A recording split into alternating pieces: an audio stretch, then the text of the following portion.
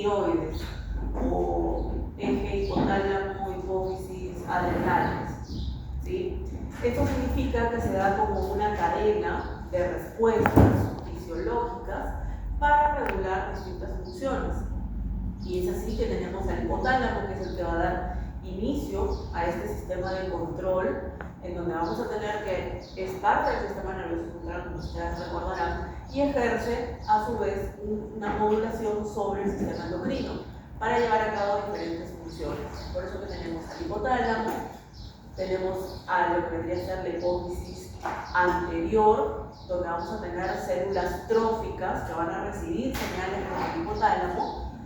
Va a liberar diferentes hormonas que van a viajar por vía sanguínea, como ya hemos hablado hace un momento, y van a llegar hasta las glándulas periféricas, ¿no? Por ejemplo, a nivel de la tiroides, va a permitir que se liberen las hormonas tiroideas T3, T4, que ejercen muchas funciones regulatorias, están muy relacionadas con el metabolismo, y estas hormonas prácticamente tienen receptores en todas las células del cuerpo, ¿sí? Por eso es tan importante. Lo mismo con las adrenales, como en el caso de las gónadas para la reproducción, ¿sí? Tenemos una bioregulación química, que es donde se puede ver justamente este sistema de control, en donde se van a integrar el sistema endocrino, el sistema nervioso y el sistema inmune.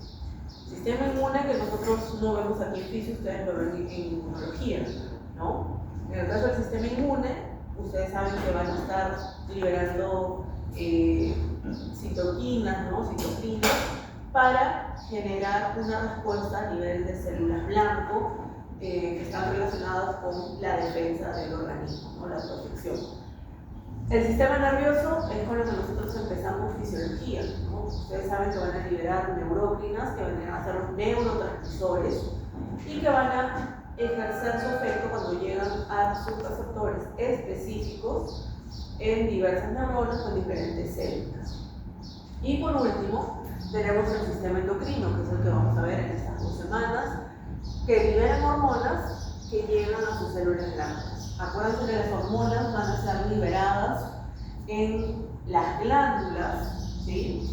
Y por vía sanguínea van a llegar a otro lugar, es decir, van a viajar en la sangre, se van a transportar en la sangre hasta llegar a un órgano blanco, que es donde finalmente tienen sus receptores para generar un efecto. Ahora, el concepto de hormona viene de la palabra horma, del griego, que significa estimular, significa excitar. Pero ojo, que vamos a encontrar hormonas que también ejercen inhibición y siguen llamándose hormonas, ¿sí? Entonces tener en cuenta ello. Entonces, las hormonas son sustancias químicas, ¿sí? Son sintetizados y secretados por glándulas aisladas, especializadas, ¿no? Que contienen tejido endocrino, circulan por la sangre hacia diversas partes del organismo para poder llegar a sus receptores, y aquí vamos a ver que pueden o estimular o inhibir tejidos específicos de acuerdo a sus receptores. Entonces tenemos estas hormonas que van a sintetizarse en células endocrinas, ¿no? Que forman parte de las glándulas, se liberan en la sangre y por vía sanguínea viajan hasta llegar a sus células diana, en donde tienen receptores específicos que además son limitados, eso hay que tener en cuenta, ¿sí? Y una vez que se unen a sus receptores, van a generar una señalización a nivel intracelular, como ocurre, por ejemplo, con esa señalización intracelular dada por las proteínas G, ¿no? Ustedes conocen ya muy bien. Ahora, la comunicación celular, vamos a ver que puede ser de tipo endocrina, que es la que nos compete en estas 2 clases, donde ya sabemos que tenemos a una célula que va a sintetizar la hormona, se libera en la sangre y llega a sus receptores en su célula diana para generar un efecto. Pero también podemos tener una comunicación de tipo parácrina, es decir, entre células vecinas. Se libera una sustancia química y tiene su receptor muy cerca, ¿sí? En las células vecinas. Como por ejemplo ocurre con el óxido nítrico. ¿Se acuerdan que el óxido nítrico se libera a nivel del endotelio de los vasos sanguíneos se libera y una vez que llega a sus receptores en las células de la musculatura lisa vascular, genera su efecto que era vasodilatación. ¿Sí? Entonces ahí tenemos una comunicación de tipo parácrina. O podemos tener una comunicación de tipo autócrina, en la cual una célula libera una sustancia química y esta se va a unir a sus receptores específicos que se encuentran en la misma célula. ¿Sí? De las sustancias químicas que nosotros hemos venido hablando en el curso, ¿cuál podría ser autócrina?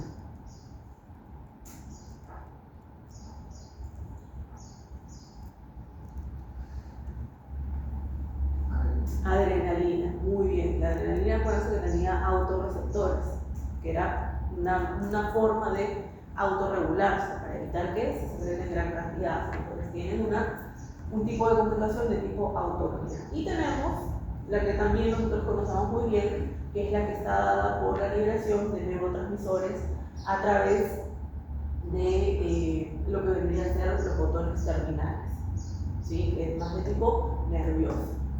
Ahora, las hormonas también son conocidas como primeros mensajeros o como primer mensajero. Entonces, tenemos a la hormona, nuestro primer mensajero, se va a unir a su receptor específico, ¿okay? Y una vez que se une, va a generar una señalización a nivel intracelular, donde vamos a tener una respuesta celular o bien podemos tener un cambio conformacional en la misma célula.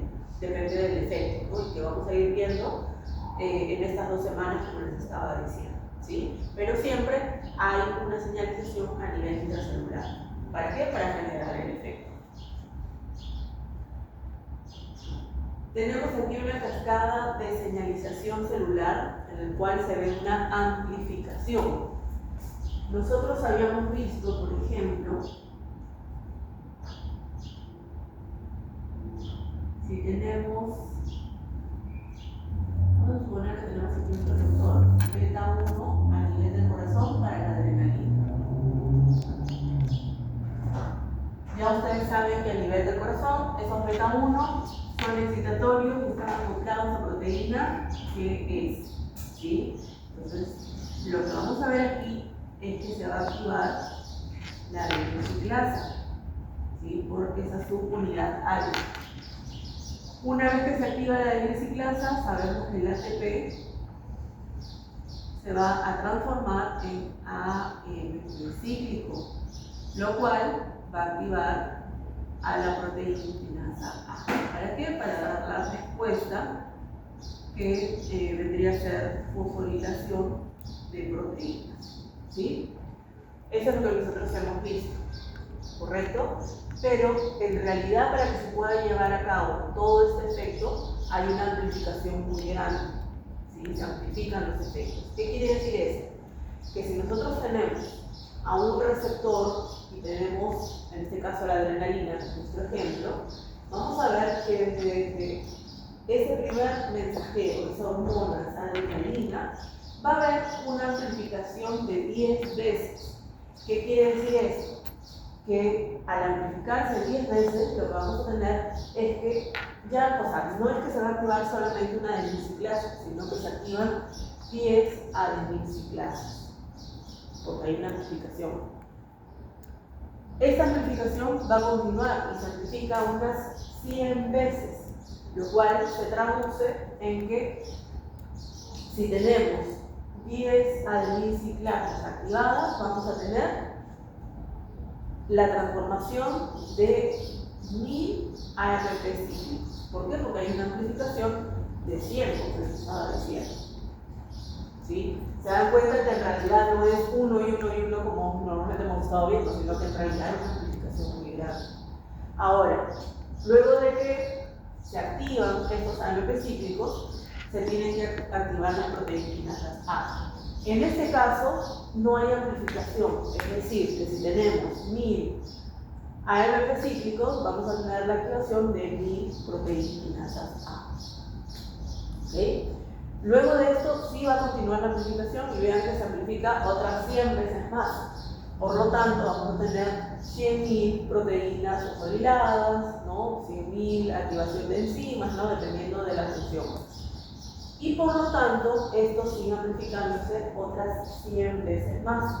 Por lo tanto, como respuesta, vamos a tener 10 millones de productos. Entonces, aquí lo que se ve es una amplificación muy grande, que desde una molécula, que se une a su receptor, vamos a tener una respuesta de 10 millones por la amplificación tan grande que se da.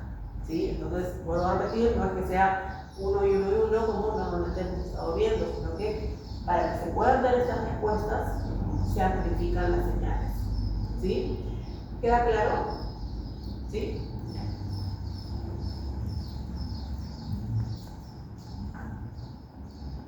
Ahora, los mecanismos de regulación de las funciones de las hormonas en general pueden ser de dos tipos: de la secreción de la hormona o bien de la célula diana, que es la que tiene los receptores. Entonces, si hablamos de la secreción, vamos a hablar de los feedbacks, negativo, positivo, que ustedes ya conocen, vamos a hablar de los ritmos circadianos y podemos hablar de la regulación por parte de otros hormonas. Y de la célula diana tenemos la desensibilización de receptores, el efecto de otras hormonas y algo que se conoce como la permisividad. ¿Sí? Vamos a ir viéndonos en los siguientes minutos. En cuanto a la retroalimentación, a estos feedbacks, ya ustedes saben que tenemos uno positivo y uno negativo. En el caso del positivo, ustedes saben que el estímulo va a seguir aumentando la respuesta, ¿no? Tenemos el ejemplo de la succión, ¿no? El aumentamiento de, no sé, vamos a hablar de cachorros. Entonces, esa succión es el estímulo, viaja a través de vías aferentes hacia el hipotálamo, genera que haya síntesis de oxitocina, ¿no? Se va a almacenar en la hipófisis posterior, se libera en la sangre y por vía sanguínea llega hasta tus células dianas, que vendrían a ser las células musculares lisas de las glándulas mamarias, que se van a contraer permitiendo la liberación de la leche. Entonces el cachorrito sigue alimentándose, sigue funcionando porque todavía tiene hambre, nuevamente se convierte en estímulo, se genera oxitocina, viaja por sangre, otra vez genera que haya contracción de las células musculares lisas, sigue habiendo salida de leche y así sucesivamente, hasta que ese cachorrito se siente lleno, se siente saciado, deja de haber succión y por lo tanto deja de haber liberación de oxitocina. ¿Okay? Entonces tenemos aquí un feedback de tipo positivo. En el caso del feedback negativo, sabemos que el estímulo va a ser corregido, ¿sí? No como en el caso del positivo que va a aumentar, ¿no? En este caso va a corregirse.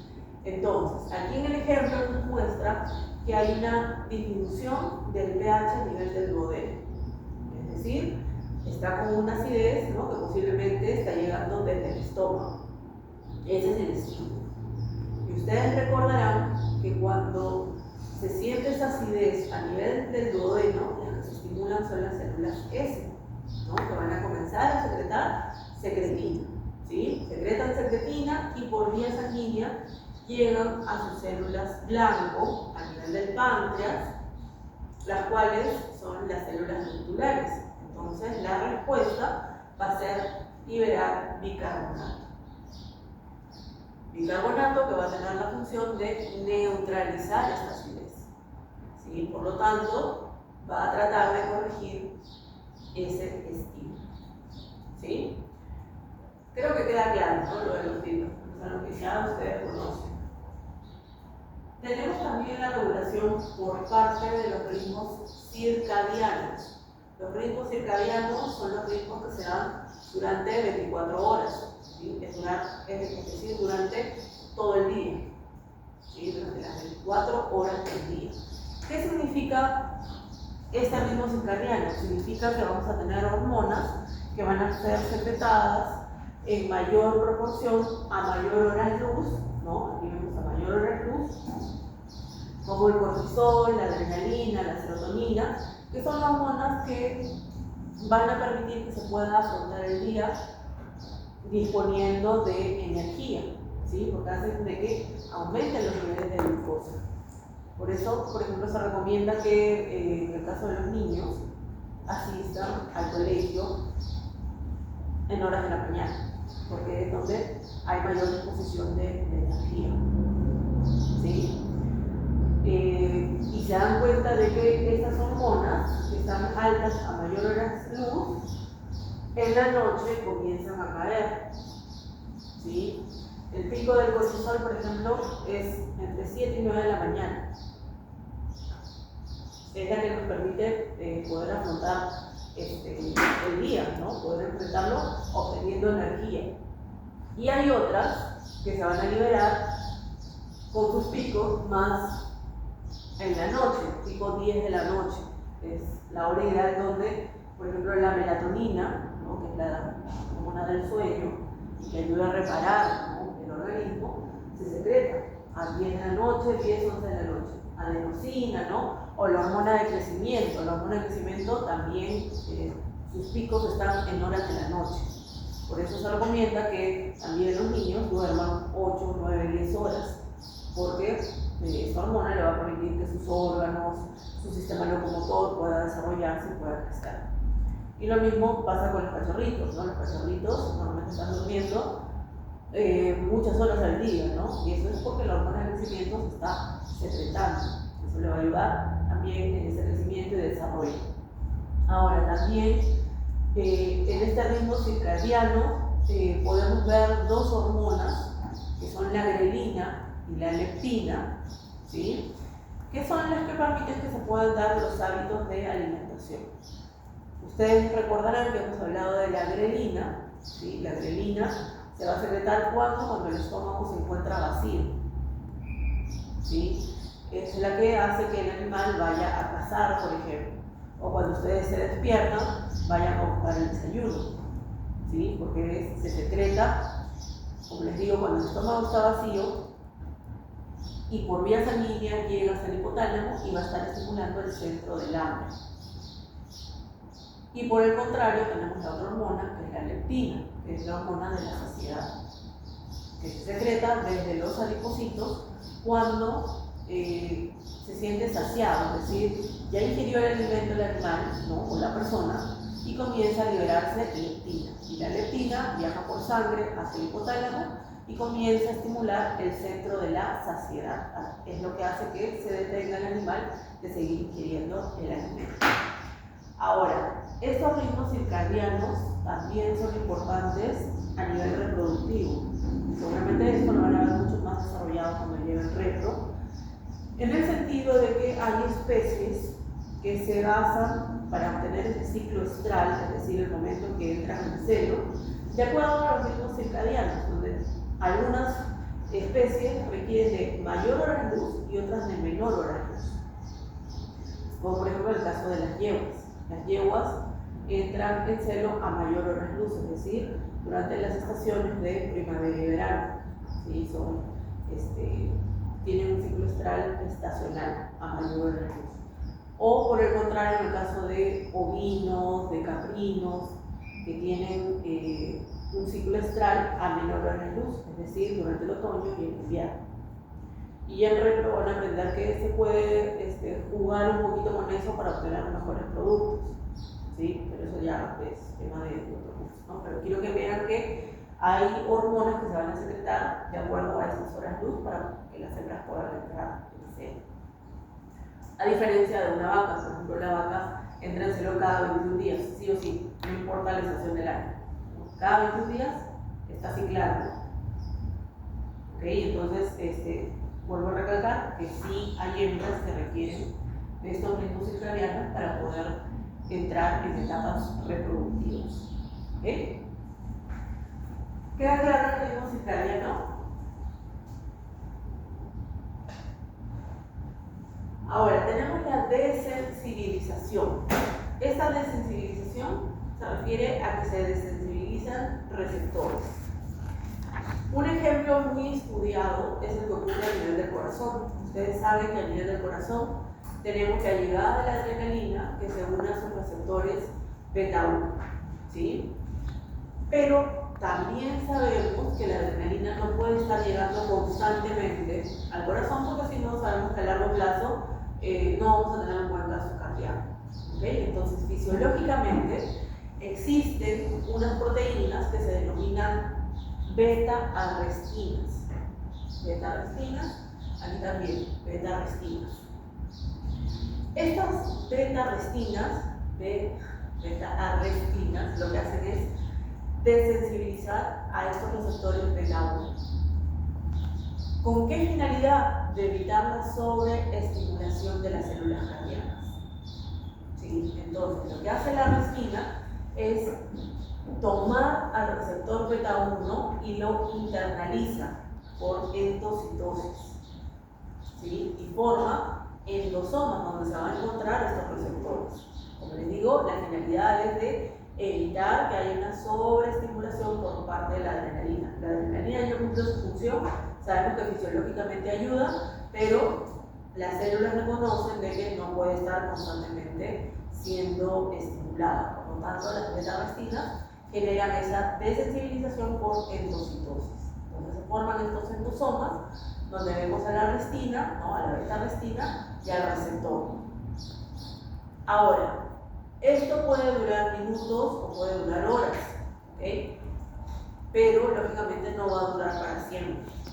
¿Sí? En el momento que nuevamente requiera de esa estimulación por parte de la adrenalina, vamos a ver que los lisosomas comienzan a degradar a estos endosomas. Y por lo tanto, la arrestina va a soltar al receptor y el receptor va a comenzar a externalizarse. ¿Para qué? Para que nuevamente la adrenalina pueda actuar sobre el receptor. Hasta que nuevamente la arrestina vea de que ya hay una sobreestimulación y va a generar otra vez este proceso de sensibilización de los receptores beta. Como les digo, esto es un sistema fisiológico de protección, ¿sí? Para las células cardíacas.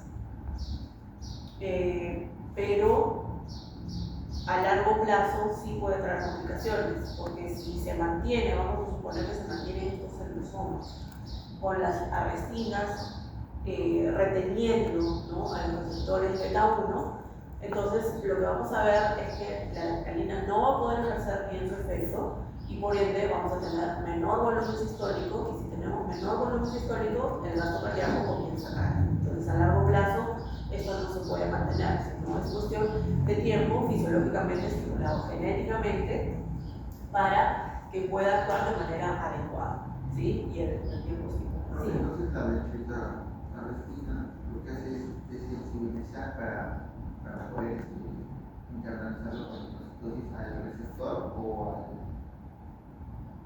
al receptor. Al receptor beta. Sí, al receptor. Lo desensibiliza el receptor, como les digo, a modo de protección, ¿sí? Para evitar la sobreestimulación por parte de la adrenalina. Ahora tenemos otra regulación que es la permisividad. ¿Qué significa? Que una hormona va a estar permitiendo que otra hormona pueda ejercer mejor su efecto, que sea mucho más eficaz. Y un ejemplo muy importante es el de lo que vendrían a ser las hormonas tiroideas. Las hormonas tiroideas le brindan permisividad a los receptores de la adrenalina, por ejemplo. ¿No? Es un ejemplo muy importante, ¿no? Las hormonas tiroideas aumentan el número de receptores disponibles para la adrenalina en las células, en diferentes células, a nivel cardíaco, a nivel de los adipocitos, por ejemplo, ¿sí? Aumentando el efecto de la adrenalina y en la célula hace que sea mucho más eficaz su efecto, ¿sí? Sin las hormonas tiroideas, la adrenalina solo tendría un efecto débil. Es decir, va a cumplir su efecto, pero esa permisividad que le da las hormonas tiroideas hace que sea mucho más efectivo su efecto o su función. Algo muy importante, y es que no debemos de confundir la permisividad con otro término que es el sinergismo. En el caso del sinergismo significa que vamos a tener dos hormonas que tienen la misma función y que independientemente una de otra van a ejercer su función. Y si actúan juntas, en realidad lo que va a ocurrir es que se van a potenciar. Un ejemplo es las hormonas hiperglicemiantes, por ejemplo el glucagón y el cortisol. Juntas se potencian, hacen que aumenten los niveles de glucosa en la sangre, pero ninguna necesita el permiso de la otra para poder ejercer su efecto. ¿Sí? Es decir, tienen la misma función y juntas se hace mucho más fuerte esa capacidad de generar ese aumento de la glucosa en la sangre. ¿Sí? Muy bien. Vean aquí los principales tipos de receptores de membrana. Tenemos los receptores de tirosina-quinasa, que tienen un dominio intracelular que es una quinasa, y la mayoría son tirosina-quinasa, que tienen la capacidad de poder autofosforilarse, es decir, pueden autoactivarse, ¿sí? Tienen esa capacidad. Entre los ejemplos tenemos a la insulina o los factores de crecimiento, factor de crecimiento epidermal, factor de crecimiento neural, factor de crecimiento plaquetario, ¿no? Todas estas sustancias tienen este tipo de receptor, donde hay una quinasa como dominio intracelular, específicamente tirosina-quinasa. Algunos pueden tener serina-quinasa, pero los de tirosina-quinasa son, digamos, más desarrollados. Tenemos otros receptores de membrana que están acoplados o asociados a quinasas, ¿sí? Que a diferencia de los primeros, no pueden autofosforilarse, no pueden autoactivarse, ¿sí? Esa es la diferencia. ¿Quiénes presentan este tipo de receptor? La hormona de crecimiento, ¿no? La prolactina y algunas citoquinas, que seguramente también lo han visto en inmuno. Otro receptor de membrana es el que ustedes ya conocen muy bien, que es el que posee o el que está acoplado a proteínas G y que va a generar según mensajeros, ¿no? Ya sea cíclico, inositol-trifosfato, diacilglicerol o iones como el calcio, ¿sí? Entonces, estos son los que ustedes más conocen. ¿Quiénes presentan este tipo de receptores? Muchas hormonas peptídicas que vamos a ir viendo en estas 2 semanas, los neurotransmisores, ¿sí? Prostaglandinas también tienen este tipo de receptores. Y luego tenemos otros receptores de membrana que son en realidad canales iónicos, ¿no? Significa que la sustancia química se une al receptor, lo cual va a generar que es un canal iónico se abra, permitiendo la entrada o la salida de un ion. Ejemplo, algunos neurotransmisores, como habíamos visto en el caso de las acetilcolinas, ¿no? La acetilcolina se une sobre su receptor, se abre el canal y permite la entrada del sodio, ¿sí? Generando estimulación. ¿Okay? Entonces, estos son los tipos de receptores de membrana que vamos a estar encontrando. Ahora, vamos a ver que estos receptores, que como hemos visto en la diapositiva anterior, son receptores de membrana, pero también existen receptores intracelulares. Es decir, vamos a tener algunas hormonas, como las hormonas esteroideas o las hormonas tiroideas, que tienen sus receptores dentro de la célula. Entonces quiere decir que van a atravesar las membranas, ¿sí? Atraviesan las membranas. ¿Por qué? Porque son liposolubles. Tienen esa capacidad de poder atravesar la capa lipídica, ¿sí? Y pueden tener sus receptores a nivel del citosol, como vemos aquí, o a nivel del núcleo, o incluso como las hormonas tiroideas pueden tener receptores a nivel de lo que llegan a ser las organelas como en las mitocondrias, ¿sí? Entonces, va a depender si tenemos a estas hormonas que son liposolubles. Si es liposoluble, de todas maneras sus receptores se van a encontrar a nivel intracelular. En un ratito vamos a hablar un poquito más sobre ese tipo de receptores. Receptores acoplados a proteínas G, ya ustedes lo conocen muy bien, saben cómo es la señalización a nivel intracelular. Aquí nos muestra para el caso de la adrenalina, ¿no? Los receptores alfa 1 acoplados a proteína GQ, los alfa 2 acoplados a proteína GI y los beta acoplados a proteína GS, y con su señalización y sus efectos. Ya esto no lo repito porque ustedes ya lo conocen, creo que ya lo conocen muy bien. Tenemos aquí la estructura de un receptor de membrana. De hecho, aquí nos muestra un receptor de tirosinquinasa, porque estamos viendo un factor de crecimiento epidermal. ¿Sí? Entonces, ese tipo de receptor tiene un dominio extracelular, que es ese dominio sobre el cual existe un sitio de unión para la sustancia química.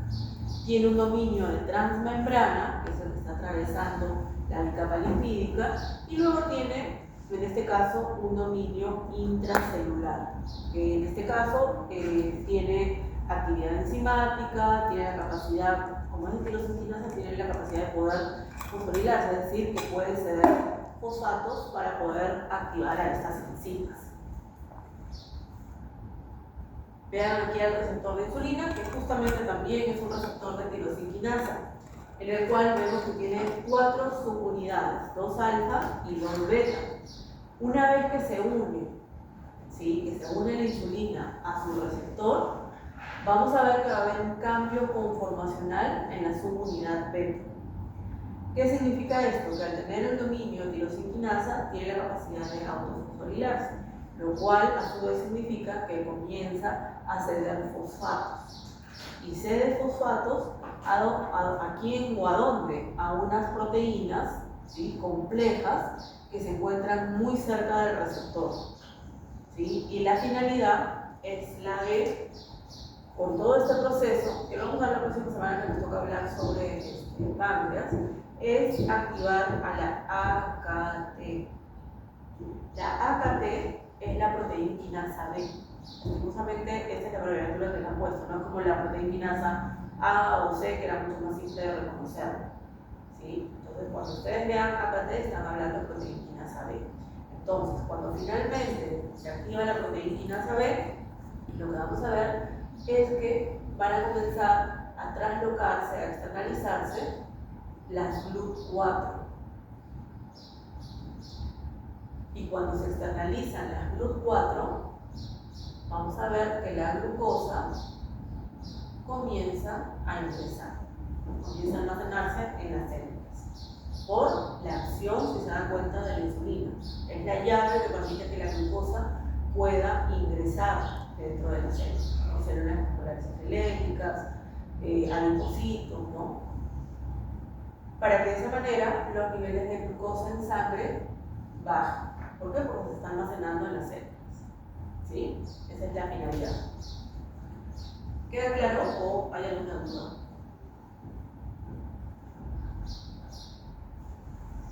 ¿Todo claro?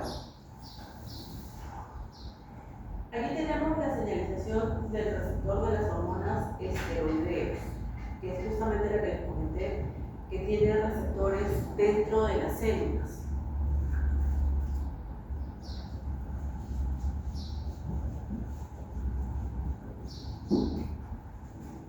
Estas hormonas esteroideas derivan del colesterol, específicamente de un núcleo que se llama el núcleo del ciclopentano perhidrogenantreno. Lastimosamente no tiene abreviatura, así que tenemos que conocer la palabrita tan larga que tenemos aquí.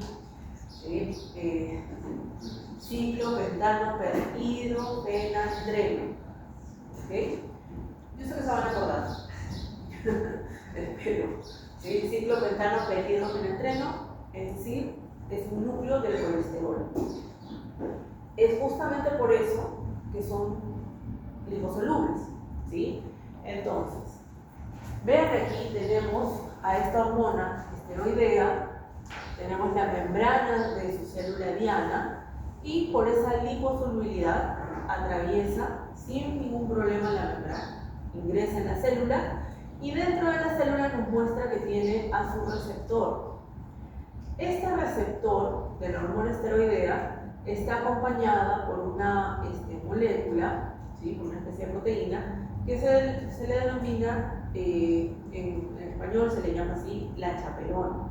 Ustedes han escuchado la palabra chaperona, ¿no? ¿Sí? La chaperona es la famosa acompañante, ¿no? Entonces tiene a esta chaperona. Una vez que la hormona esteroidea se une al receptor, la chaperona lo suelta, ¿sí? Y queda a lo que se conoce como el complejo hormona esteroidea receptor. Juntos se van a traslocar al núcleo. ¿Qué significa esto? Que ingresa al núcleo, ¿sí? Solamente que traslocar es la palabra bonita fisiológica que debemos de utilizar, ¿no? Entonces se trasloca este complejo de la hormona esteroidea y el receptor al núcleo y se une a la cadena génica, se une a la cadena de ADN. Aquí vamos a ver procesos de traducción, de transcripción, que va a dar ARN mensajero. Y este ARN mensajero es el importante, ¿por qué? Porque es el que se va a encargar de fosforilar proteínas, activar enzimas para poder llevar a cabo su efecto. ¿Sí? Que van a ser muchas. La próxima semana nos toca hablar sobre hormonas esteroideas. ¿Queda claro cómo se genera la señalización a nivel intracelular de estas hormonas esteroideas? ¿Alguna duda?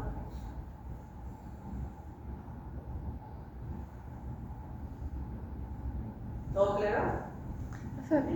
¿Podría volverlo a repetir? Porque me dijeron en alguna parte. Sí, no te preocupes. Vuelvo a repetir porque nosotros estamos acostumbrados a siempre ver al receptor de membrana, ¿no? En este caso es interno. Entonces vuelvo a repetir. Ingresa la hormona esteroidea donde tiene sus receptores a nivel intracelular. El receptor está junto a la chaperona, ¿sí? Una vez que se unen, la chaperona se separa dejando solamente al receptor y a la hormona. Por lo tanto, forman un complejo. Ese complejo se llama hormona esteroidea receptor. Se trasloca al núcleo y en el núcleo se une a las cadenas de ADN. Van a haber procesos de traducción, de transcripción, formando ARN mensajero. Y el ARN mensajero es el que se va a encargar de dar los efectos, es decir, sintetizar proteínas, fosforilar proteínas, activar enzimas para finalmente dar una respuesta. Por ejemplo, vamos a ver un ejemplo de hormona esteroidea que ustedes ya conocen, que es la aldosterona. La aldosterona, ¿cuáles eran sus funciones? ¿Alguien recuerda? Que ya las hemos visto. La aldosterona. ¿Cuál era la función de la aldosterona? Creo que indirectamente se relaciona con la reabsorción de sodio. En realidad, directamente. Directamente Con la reabsorción de sodio. Entonces, lo que hace, vamos a suponer que esta es la aldosterona, ¿sí? La aldosterona se une a su receptor, ¿sí? La chaperona se separa. Este complejo aldosterona receptor esteroideo va hacia el núcleo, se une a la cadena génica, proceso de transcripción, de traducción, y vamos a tener ARN mensajero. ¿Qué es lo que va a hacer este ARN mensajero? Va a activar ¿a quién? A las ENAC. ¿Se acuerdan que teníamos a las ENAC? Que eran las que se encontraban a nivel de las membranas. ¿Para qué? Para que el sodio pueda ingresar. Eso sería. ¿Ya? Gracias. Está mejor con el ejemplo de la hormona, sí, porque ya ustedes la conocían, entonces ahí sí se entiende un poquito más, ¿ok? Entonces, esa señalización que generan estas hormonas esteroideas como la aldosterona. La próxima semana vamos a hablar de aldosterona, pero sobre todo vamos a hablar de cortisol, ¿no? Que es una de las más importantes. Rol del calcio como segundo mensajero, eso también ya ustedes lo conocen porque hemos visto durante todo el ciclo cómo el calcio es tan importante para dar respuestas celulares, ¿no? Activación, contracción de la musculatura de los diferentes tipos, ¿no? Entonces, lo que vamos a ver es que dentro de las células va a permitir que haya un incremento del calcio y puede darse por diversos motivos, y en este caso nos muestra dos tipos de receptores. Un receptor acoplado a proteína GQ, ¿sí? ¿Por qué digo GQ? Porque aquí estamos viendo la activación de la fosfolipasa C. La fosfolipasa C lo que hace es degradar al coincitor bifosfato y nos va a dar diacilglicerol, que no está aquí, e inositol trifosfato, ¿sí? El inositol trifosfato se va a dirigir al retículo endoplásmico se une y lo que va a permitir es que se abran los canales de calcio. El calcio comienza a salir y aumenta el nivel intracelular para generar su efecto. Nos muestra también otro tipo de receptor, un receptor de tirosina, en el cual, por esa autofosforilación, como en esa, ¿cómo se llama? Del factor de crecimiento epidermal que vimos hace un momento, ¿sí? Va a permitir que proteínas comiencen a activarse, ¿no? Que se encuentran con proteínas complejas que se encuentran muy cerca y al final lo que hace es activar a la fosfolipasa C.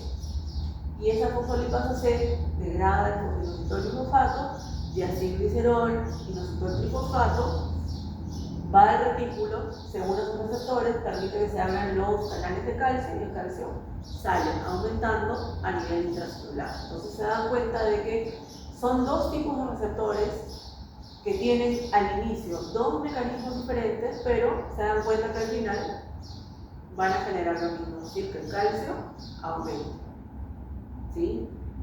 Por dos tipos de mecanismos de receptores diferentes. Tenemos receptores acoplados a canales iónicos, son los más sencillos porque ya hemos dicho de que vamos a tener las sustancias químicas que se unen, ¿no?, a su sitio de unión, su sitio de acción sobre el receptor, permitiendo que el canal se abra, permitiendo que sea la entrada o la salida de los iones. ¿Sí? Ejemplo, la acetilcolina, que permite el ingreso de sodio, o por ejemplo GABA, que se unía y permitía el ingreso de cloro. ¿Ya? Muy bien.